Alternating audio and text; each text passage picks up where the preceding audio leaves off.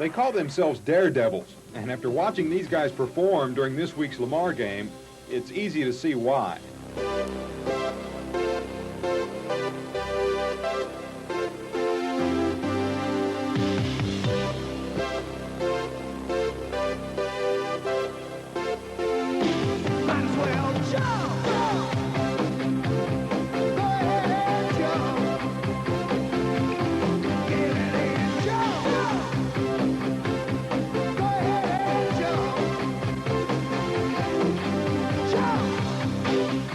It all started out as a cheerleader at University of Mississippi, and we just dared each other to try things, and once we started doing it, it was just for the fun of it, and the crowd really got into it. We were really having a good time, and then some other people were trying it and getting hurt, and so the Southeast Conference banned the use of it.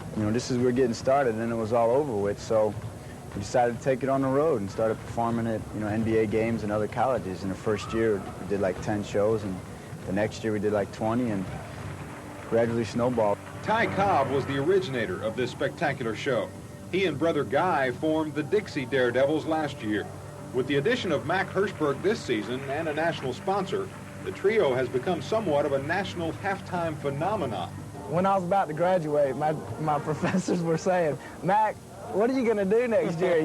There's no life after cheerleading. I just want to tell you folks back home, there is life after cheerleading, and you can make money at this kind of thing.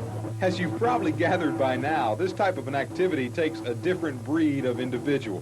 After all, these stunts aren't your average leisurely bounce on the trampoline. We've all had our share of injuries. Ty's gotten probably more than anybody. He's got lots of stitches if you looked at his face closely lately. We voted him ugliest, that's why he wears the face mask. But, it's really dangerous, but the way we look at it is if it wasn't dangerous, nobody would probably want to watch it anyway. We realize if one of us gets injured, that's going to be it for the show, and then we won't be able to complete our season. If we don't complete our season, we lose our sponsorship. We lose our sponsorship, we're in the hole, we're gone. That doesn't mean try this stunt. Don't try this stunt at home, please. Or in the gym. Although after watching these guys go through a practice session, you begin to wonder, what if? Hey, you guys think you could maybe teach an amateur a thing or two? I don't know. No problem, Brian. You need the tramp, or do you want to just dunk it without the tramp? Maybe we better use a tramp. Okay. Just hit the tramp, spring off, throw your arms up, get that extra lift, jam her home, and then when you're coming down, these guys are going to kind of spot you to catch you, so make sure you keep your arms ahead. So my insurance is paid up, okay? We're there. It's paid up, okay. They were 2 for 3 on Sportscasters last week. Great, all right, okay. The most important thing to remember, though, is when you're coming and doing these dunks, is it's not actually a dunk, but it's the high five afterwards. Yeah. So after the dunk, we should give some good high fives. All right? I'm going to try to remember that. Okay. All right. Okay.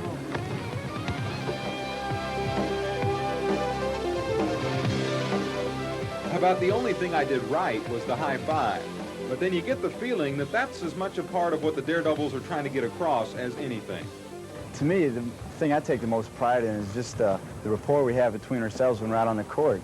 We're having so much fun, and everybody, the first thing they say after the show is, God, you guys look like you're having fun out there. And it's the truth. We have a great time. It's a real neat relationship that we've got between us because as dangerous as they are, Ty gets pretty nervous before the thing, and he likes to get, pretty hyped up and ready to go, and he gets psyched. And he knows that if anything would ever go wrong, that I'll be there for him,